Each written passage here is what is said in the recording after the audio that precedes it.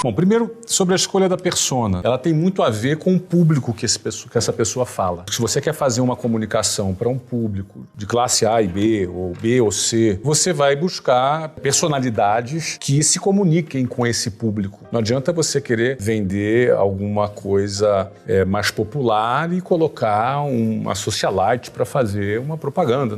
Ela não vai existir aquela identificação que você está falando. O público ele precisa se identificar com aquele personagem que você escolheu. Desculpa, Bush, você tinha aberto ali um assunto e eu... ponto, mas era mais um complemento, que como eu escutei falando do João Vicente, eu fico pensando em todos os Porta do Fundo que a gente gosta, né? Porque a gente começa a ir.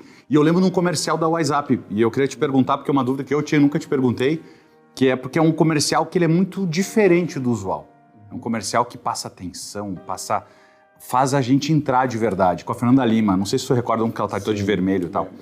Eu queria que tu contasse alguma coisa pra gente desse... Eu queria até aproveitar a pergunta.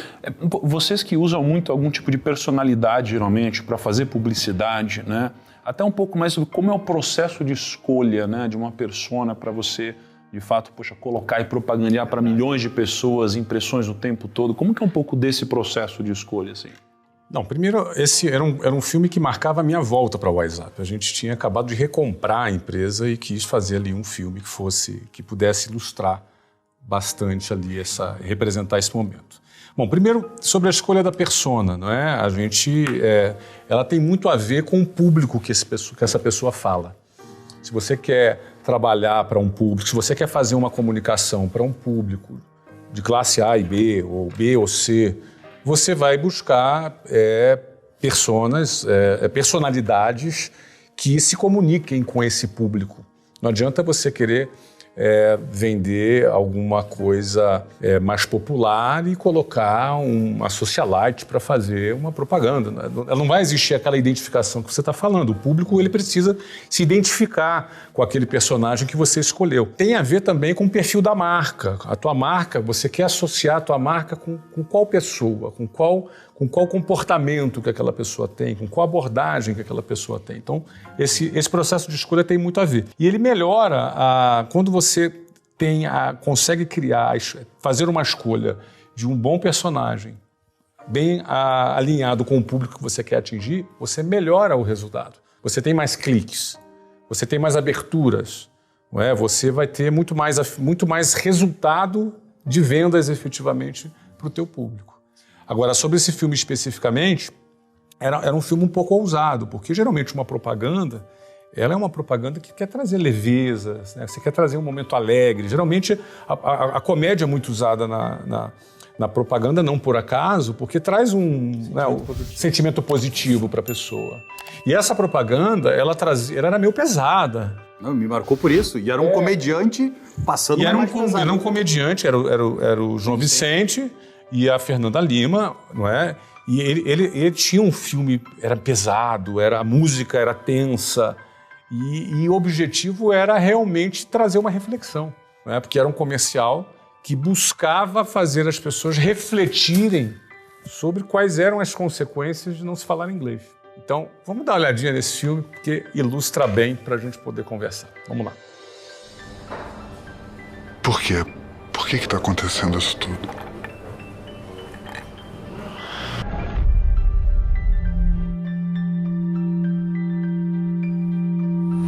Oi. Quem é você? Eu cruzo seu caminho todos os dias. Eu sou a chance de crescer que você jogou fora. Aquela viagem que você nunca fez.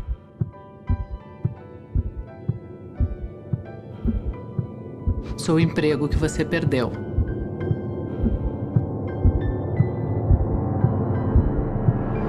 Aliás, eu sou tudo que você perdeu por não falar inglês. Sentiu o clima tenso? Eu quase me matriculei de novo. Mas sentiu o clima tenso? Senti. A música? Nossa, a música é um clima tenso, né? Olha, o texto é mais ou menos assim, né? Vamos lá no texto, né? Eu sou a viagem que você não fez, o emprego que você perdeu, a promoção que você não recebeu. Eu te vejo, tá todo dia me vendo. Todo dia eu tô te vendo, eu sou tudo que você perdeu por não falar inglês. Você sabe, Flávio, assim, eu acho que vocês foram muito felizes porque vai em linha um pouco com o que o Thiago falou. Ainda que seja uma mídia tradicional, um comercial, você conseguiu criar uma conexão. A partir desse anúncio, você cria uma conexão emocional com vários brasileiros.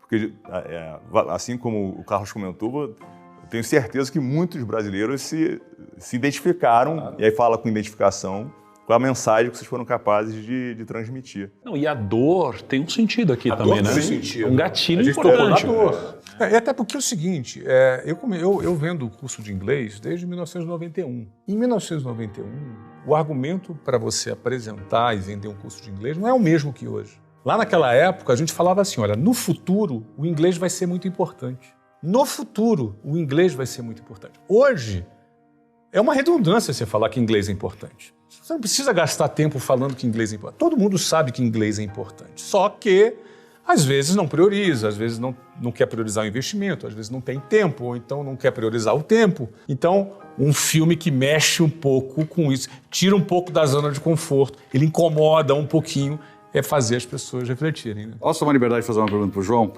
Que me veio aqui, que tem um assunto, quem vive mais marketing usa muito esse nome, que é o primal branding, né? Que é o conceito que as pessoas elas se identificam muito com marca, né? Que o Thiago trouxe. E o primal branding ele traz 7 elementos que geram essa comunidade, né?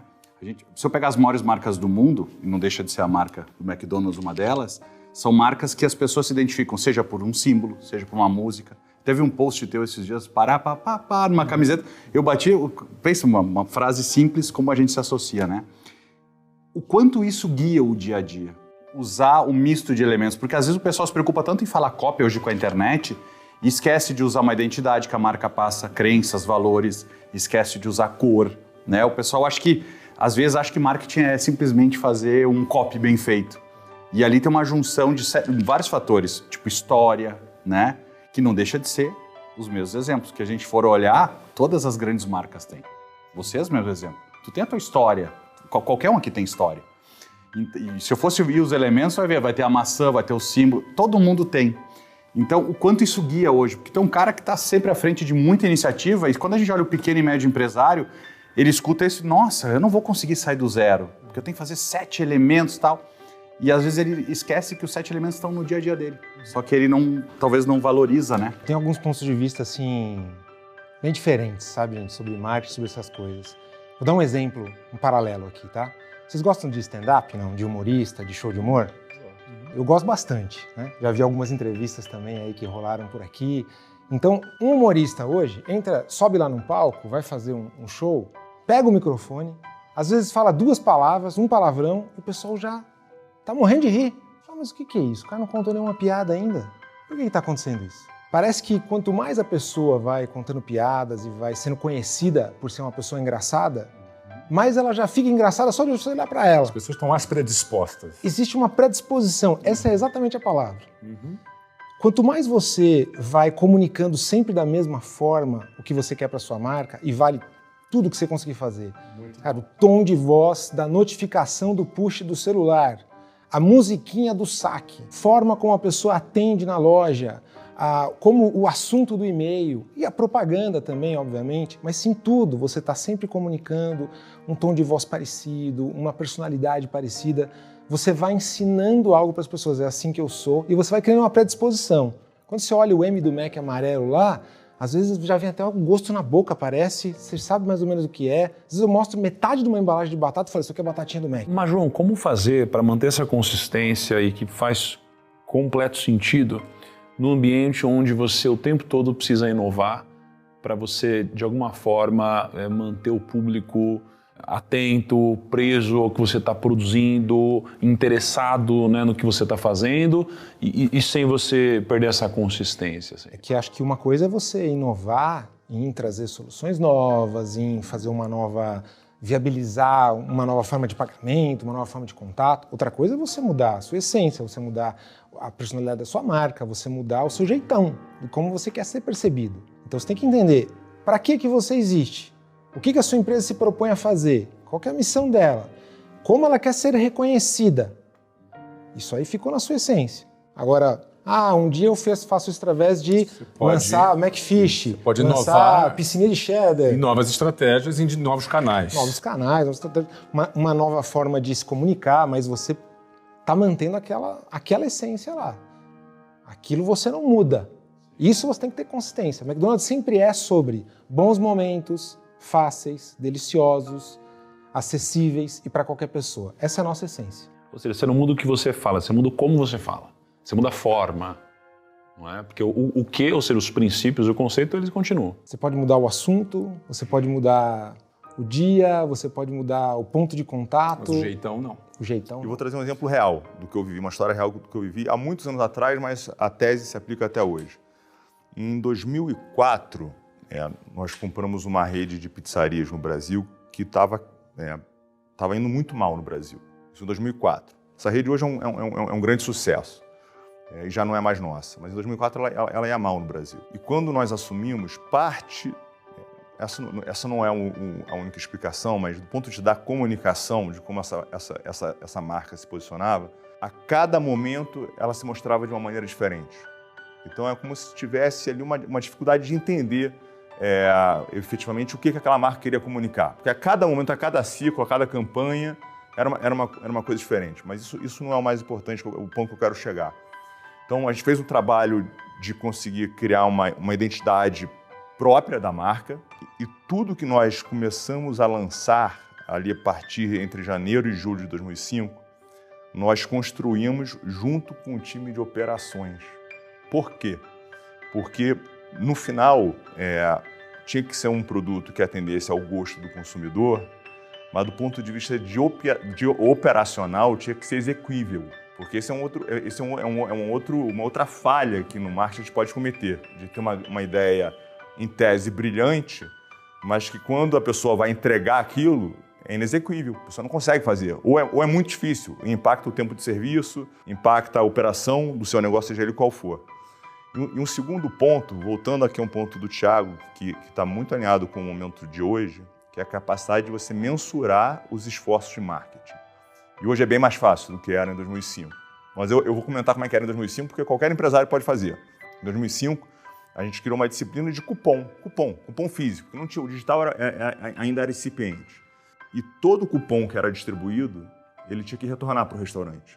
E eu medi o sucesso das campanhas pelo número de caixas de pizzas que tinha em cima da minha mesa.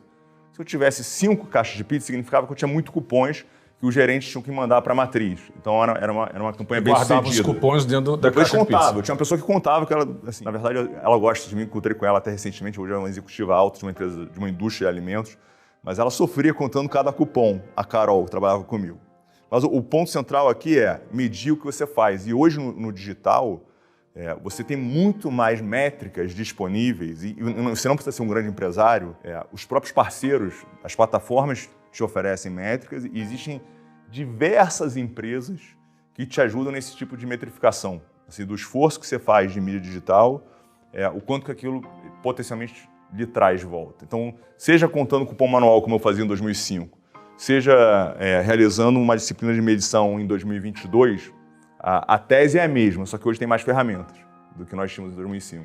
Então, ficam algumas dicas aqui para os micros e pequenos empresários da disciplina de mensuração. Muito bem, eu vou jogar essa para você, Bush. Vou jogar isso para você e depois é contigo, tá? Vamos lá. Marketing errado pode estragar tudo? E como, né? É que, na verdade, eu acho que tem um erro que o pessoal... que é um pouco do que falou no início, né? O marketing oportunista, aquele que está muito mais preocupado em vou vender e acabou. Não tem uma preocupação de imagem, de repetição, de cultura, de compartilhar as crenças da companhia quando a construção de uma marca, né? Então a gente tem vários casos de marketing. Vou pegar o exemplo do Tom agora. Eu posso criar uma ação de marketing que, se eu não entregar a expectativa na ponta, é o contrário. Eu tô gerando desserviço para a marca, né? Eu estou trazendo um público e não entregando o que eu prometi. Então tem muito marketing que trabalha isolado, ele não trabalha integrado, ou seja, com a estratégia de crenças, ou muitas vezes não integrado com a estratégia da companhia como um todo, né? É muito comum acontecer isso. Vocês já viram casos assim de tiro no pé mesmo, assim? Vou dar um exemplo um pouco diferente. Na pergunta anterior era um acerto e aqui a gente está falando de um erro. Se eu me perguntasse de cara qual que eu acho que é um acerto de marketing, eu não ia falar uma marca, uma campanha, publicidade. Provavelmente eu ia te falar assim, Anitta. E eu acho que uma coisa que ela fez certo e que muita marca faz errado é que ela começou a partir de um público específico. Então ela vai pegar pessoas do Rio de Janeiro que gostam de funk e a partir daí vai crescendo a sua base. Eu acho que um erro muito comum é você querer agradar todo mundo ao mesmo tempo e querer ser a melhor opção para todo mundo desde o começo. Muitas vezes alguém me pergunta assim, cara, como é que faz para ganhar do McDonald's? Eu falo, o pior é que tem uma forma de ganhar do McDonald's, só que o McDonald's é gigante. Quer ganhar do McDonald's? Começa com um público para quem o que o McDonald's oferece não é a melhor opção. E para eles seja a melhor opção. E sai crescendo a partir daí. Então eu acho que o exemplo do acerto da Anitta, que é um case de marketing para mim, de crescer a partir de um público, depois foi para outras regiões, para outros gêneros, agora para outros países, é um excelente aprendizado para quem está começando aí. E se não fizer assim, pode dar errado. Você já viu o tiro no pé? Claro que já. Eu tenho um pensamento muito claro sobre isso, Flávio. E também guarda relação com o que nós estávamos debatendo no início da nossa conversa. As empresas, elas são feitas de pessoas e as pessoas vão falhar. O que significa que as empresas vão falhar. E aí, para mim, não é sobre a falha. Para mim, é como você reage em cima da falha. E se você, como empresa, reconhecer que falhou, eu acho que você tem uma oportunidade enorme de recuperar ou de mitigar qualquer estrago feito por um equívoco cometido. Porque, volto a dizer, os erros irão acontecer. Não existe empresa infalível como não existe pessoa infalível. Isso é uma utopia. A maneira como você se relaciona, você lida com esse erro, e aí é um componente humano, e aí guarda com a questão de identificação, é que vai fazer a diferença. Já vi tiro no pé, mas acho que é menos sobre o tiro e mais sobre como você age em cima do tiro.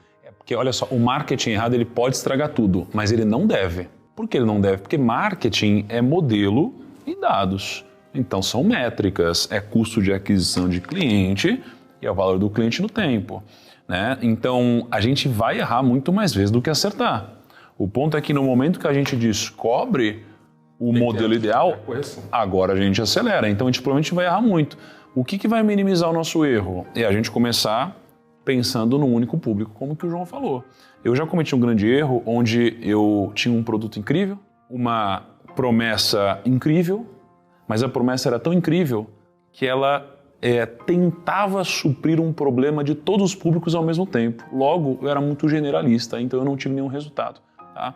Então isso aqui me atrapalhou demais. Não fez como ele disse aqui, de definir teu público e ser o melhor para aquele público. E eu cometi um baita erro, porque eu era incrível, mas eu nunca ganhava de quem focava nesse público, nem quem focava nesse e nenhum outro. E aí, né, uma coisa que a gente usa muito aqui é um modelo, né, não foi criado por nós, existe, eu não sei por quem foi criado, mas é um modelo onde você tem basicamente o explore e exploit. Né? Então, assim, um eixo X você tem um explore, eixo Y você tem um exploit. Né? Ou seja, você explora várias coisas. Né? Então, o marketing, para mim, ele é teste AB, ele é dados, ele é começar pequeno e depois você tenta potencializar essas porradas. Né? Então, você testa várias coisas, você vai errar na maioria das vezes, mas você nunca pode errar tão grande a ponto de você fazer com que o marketing errado estrague tudo, até o momento que você vai acertar. E quando você acertar, aí você começa a explorar esse seu acerto. Aí é daí quando a gente vê, por exemplo, a gente estava conversando com o Washington Oliveto um dia desses, e aí ele foi um dos criadores ali da campanha da Bombril. E aí a Bombril ficou no ar por quase 40 anos. Só que ela não acertou de primeira. Mas quando acertou, aí eles exploraram um acerto. E a mesma coisa aconteceu para várias coisas. Você pega várias propagandas de cerveja, nem sempre foram do jeito que eles eram, né? Então, no momento que você encontra, acelera. Mas você não pode errar grande a ponto de você sair do jogo caso você erre o tiro. Essa é a vantagem desse momento que nós estamos vivendo, onde tudo se mede, né? Tudo na internet tem a medida exata, o teste AB. Não existia teste AB lá em 2005, né? Quando você falou. Esse é um ponto importante do Thiago. Mais uma vez, vou falar para um público de potencialmente pequenos e médios empresários que podem estar nos escutando. Que é pilotar. No passado era comum você lançar a campanha, querer dar um tiro de canhão, ou fazer um teste talvez pouco disciplinado, ou não fazer. Acreditar que você tinha uma grande ideia e executar. Eu acho que tem aqui uma dica importante, que é pilota. E pilotar significa, se você tem 2 lojas, pilota em uma loja. Se você tem 2 escolas de inglês, Pilota com um grupo de estudantes de uma escola de inglês, uma parte menor do teu negócio. E testa aquilo. Se fizer sentido, você escala para o teu negócio. Posso uma pergunta para o Bucha? Fica à vontade. E depois o Bucho já emenda com a sua pergunta. Não, porque olha só, eu li um livro recentemente incrível sobre vendas, né, e fala muito sobre marketing. Um livro chama Receita Previsível, né? E nesse livro, ele é escrito pelo Aaron Ross, é um cara que gerou mais de $100 milhões em vendas na Salesforce, que o Bush trabalhou tanto tempo lá. E lá ele fala muito do que a gente está discutindo agora, sobre tentativa e erro, né? Sobre você validar o processo e sobre validar o processo e acertar a direção ser muito mais importante do que a velocidade, porque isso aqui vem logo depois. E pô, você que trabalhou lá, vocês têm um modelo muito interessante, né, de marketing, onde você... pelo menos foi testado durante muito tempo até vocês acertarem na época, e aí quando acertou vocês colocaram pressão nessa direção, né? Como que foi essa lógica de marketing aqui na aquisição? Bom ponto, eu estava escrevendo, a resposta cabe bem exatamente que eu ia fazer um complemento que o João falou, que eu acabei falando na questão operacional do marketing, mas exemplo de querer vender para todos, é o erro que muita gente comete. E o caso da Salesforce, o que ela criou de transformação na indústria no início dos anos 2000? Ela definiu um público-alvo que poucas empresas de TI focavam. Ela definiu um público. Ela saiu do mercado que antigamente, não sei se vocês vão lembrar, tem um termo em inglês que chama spray and pray, que antigamente queria dizer assim, manda para todo mundo e vamos rezar para quem volta, né? E ela passou a ser mais assertiva. Então, o que acontece? Lá a companhia definiu um modelo que era baseado, e aí nós falando de B2B, né? Aí não é B2C, não estamos falando de varejo, onde se entendia o processo, entendia que poderiam ter passos do processo que poderiam ser especializados. Então, com isso, as estratégias de inbound marketing, que é, por exemplo, eu fazer um anúncio, e eu ver um anúncio no jornal, algum lugar e eu queria ir atrás da marca, teria uma pessoa primeiro para ver se a qualificação estava certa. Aí eu vou entrar agora na onda do homem aqui, né? Porque ele conhece pra caramba. Mas aí a qualificação era bem feita, e depois aí seguia o processo. O maior erro das companhias, elas fazem um marketing às vezes muito bom, só que elas pecam exatamente depois que o cara é identificado, elas não fazem uma boa qualificação. É tanta ansiedade de ter cliente que abraça todo mundo e tenta vender. E eu tenho que tomar a decisão do marketing que esse é o cliente qualificado para a minha oferta? Essa foi a grande transformação da Salesforce, de dizer, este não é o meu cliente agora. E é difícil dizer não, né? É difícil dizer, eu não vou atender esse público agora. Obviamente que, como o João falou, com o passar do tempo, foi aumentando, eu já atendi todo tipo de empresa. Mas começou assim. De certa forma, o WhatsApp também não começou só com adultos, se eu não me engano? Só com adultos, isso. Isso que era? 1995. Tu vai ver o sucesso é sempre quando tem identidade, foco. Então, a Salesforce trabalhou muito forte nesse método, né? Aí, obviamente, criou-se papéis, que hoje é meio que standard da indústria, o MQL, o BDR, o ECS, enfim, tem sigla para tudo, mas o que é? Eu identificar os principais passos da minha jornada e botar especialistas nisso, porque a produtividade aumenta, a assertividade aumenta, né? E hoje em dia tem dado para tudo, né? Difícil a gente não conseguir medir algo, né? Como no passado do spray and pray, né? Que a gente ficava lá rezando.